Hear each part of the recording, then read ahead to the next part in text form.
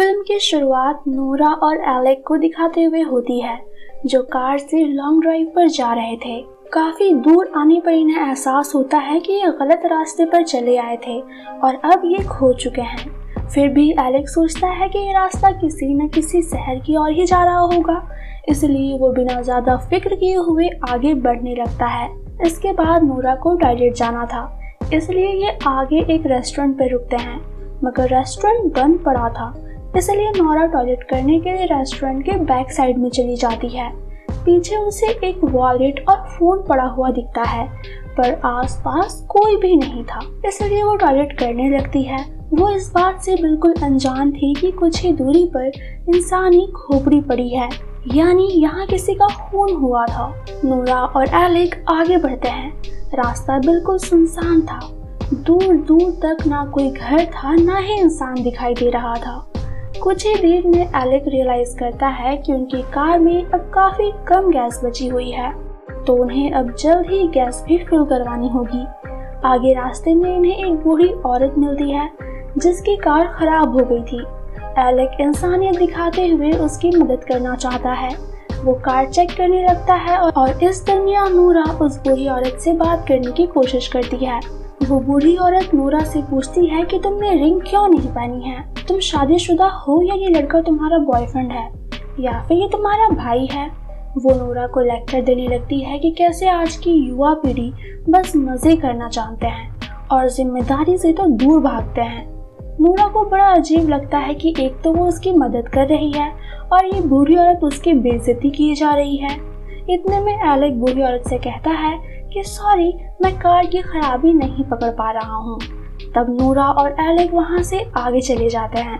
रास्ते में Nora Alec को उस बूढ़ी औरत के बारे में बताती है और अगली बार से इंसानियत दिखाने से मना करती है, मगर एलेक को लगता है कि वो बूढ़ी औरत अपनी कार खराब होने से परेशान होगी, इसलिए उसने नोरा को उलझुल बातें कह दी थी। अगले सीन में ये दोनों एक छोटे से रेस्टोरेंट पे रुकते हैं, जहां नोरा कॉफी, बर्गर और फ्राइज ऑर्डर करती है। जल्द ही उनका ऑर्डर रिसीव होता है। ये दोनों अपना खाना खत्म करते हैं और बाहर निकलने लगते हैं। तब एक अजीब सा लड़का नोरा से कहता है कि तुम यहाँ सेफ नहीं हो। नोरा उसकी बातों पे ध्यान नहीं देती है। वो एलेक के साथ आगे की जर्नी कंटिन्यू करने लगती है। इसके बाद ये गैस स्टेशन पर रुकते हैं।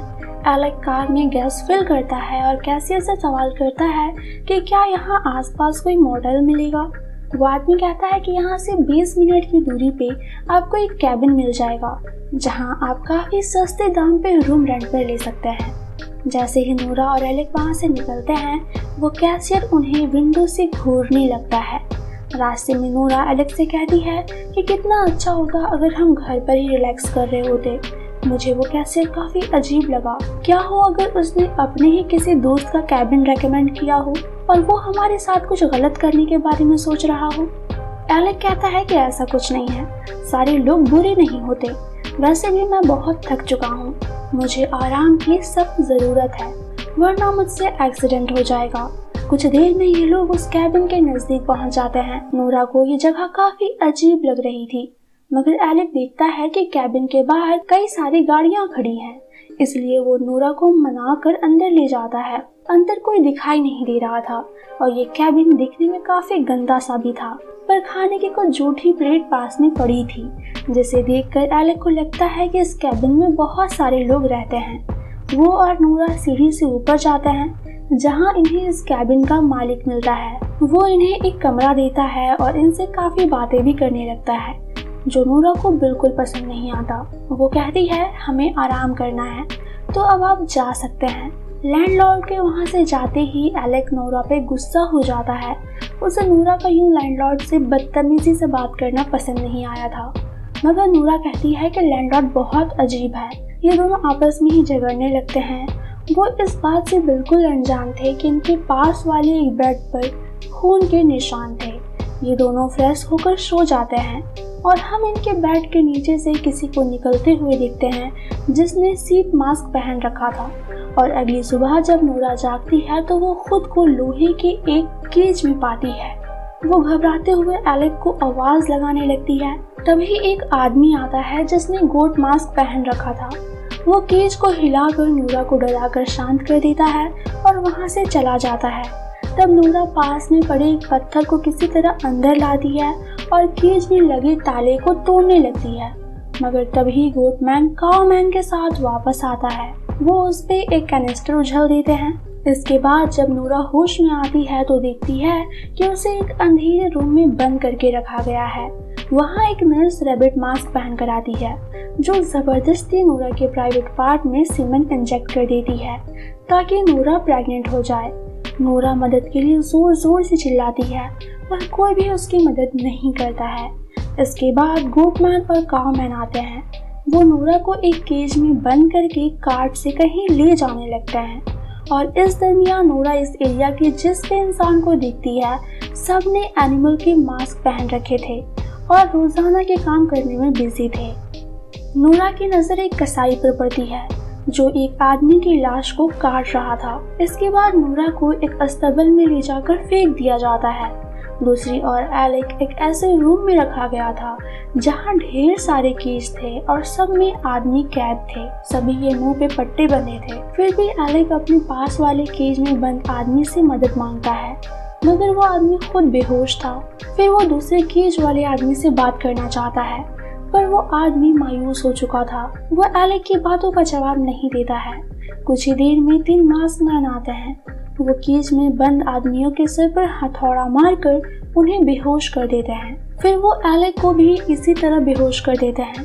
इसके बाद वो एक ही ट्रॉली पर कई सारे आदमियों को रखकर बूजड़ खाना ले जाते हैं। इसके बाद लैंडलॉर्ड को दिखाया जाता है।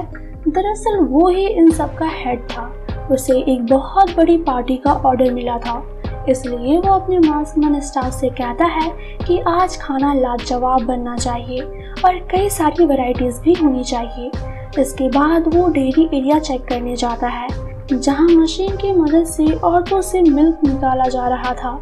लैंडलॉर्ड के जाने के बाद हमें पता चलता है कि डेयरी एरिया को एंड्रयू मैनेज करता था। एंड्रयू कोई और नहीं बल्कि गैस स्टेशन का कैशियर था। वो थोड़ा पागल भी था।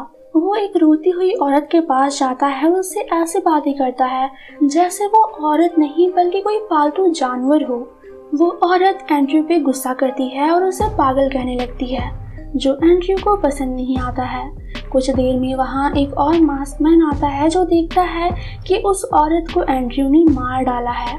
वो इस बारे में लैंडलॉर्ड को बताता है। लैंडलॉर्ड अपने 2 मास्कमैन को एंड्रयू को ढूंढने भेजता है।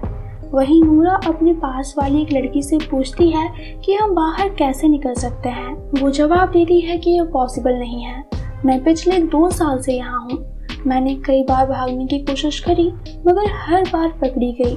दरअसल लैंडलॉर्ड फीमेल्स को बार बार प्रेग्नेंट करवाता था जब तक कि वो प्रेग्नेंट होने की एबिलिटी खो ना दे और फिर उन्हें कसाई के हवाले कर देता था जहाँ उन्हें छोटे छोटे टुकड़ों में काट कर कोई डिश बना दिया जाता था। लैंडलॉर्ड उन डिशेस को शादी वगैरह में कैटरिंग के लिए भेज दिया करता था।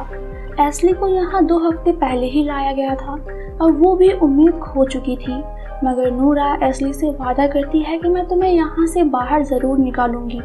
दूसरी ओर एंड्रयू को ढूंढ लिया जाता है और उसे लैंडलॉर्ड के सामने पेश किया जाता है। लैंडलॉर्ड एंड्रयू को डांटता है और कहता है कि मैंने तुम्हें गैस स्टेशन पर रहने को कहा था, तुम मेरे फूड्स को इस तरह से बर्बाद नहीं कर सकते। इस पर एंड्रयू माफी मांगता है और सारी गलती उस औरत की बताता है जिसने उसे पागल कहा था। लैंडलॉर्ड सजा के तौर पर उसे डेयरी एरिया में खाना सर्व करने का काम सौंपता है, मगर एंड्रयू खाना जमीन पर फेंक कर भागने लगता है। बिग मास्कमैन उसका पीछा करता है। एंड्रयू भागता हुआ लैंडलॉर्ड के पास पहुंच जाता है।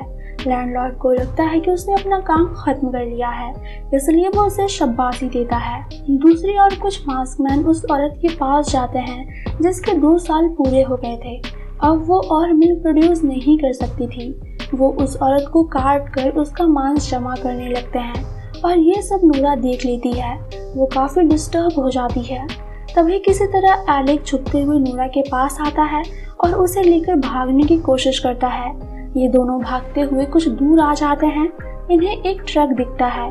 नूरा ट्रक स्टार्ट करने की कोशिश करती है पर वो स्टार्ट नहीं होता।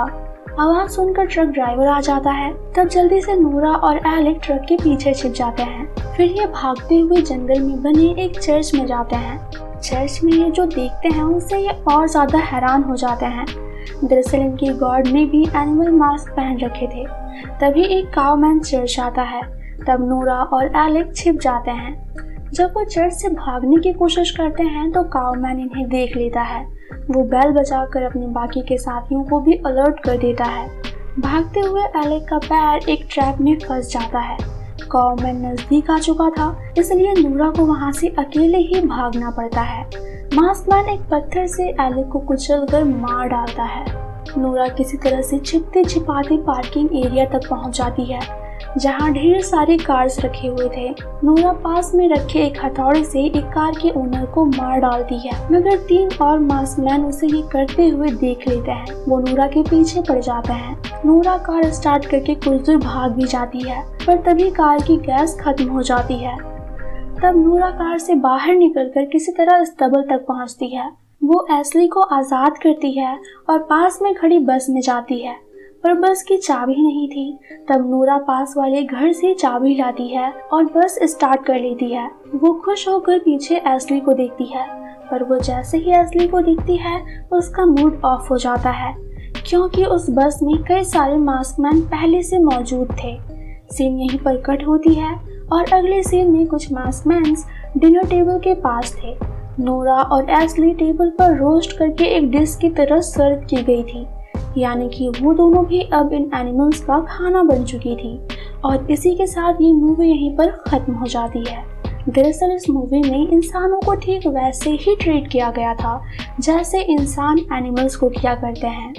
आज की वीडियो पसंद आई हो तो लाइक और कमेंट ज़रूर करें, और इसी तरह की वीडियोस देखने के लिए हमारे चैनल मूवीज़ गाइड हिंदी को अभी सब्सक्राइब करें।